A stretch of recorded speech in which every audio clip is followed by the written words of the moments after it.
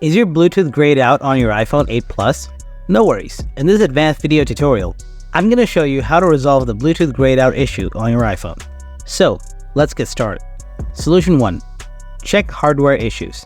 Open App Store, tap search icon, then type check my device on the search bar, then tap install icon. Now tap open. After that, tap on allow, don't allow. Scroll down, tap Wi-Fi test. Lastly, tap test.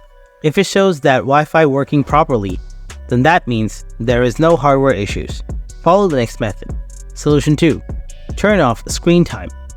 Open settings, scroll down, tap screen time, scroll down, tap content and privacy restrictions. Turn off screen time from here. Solution 3. Check your software update.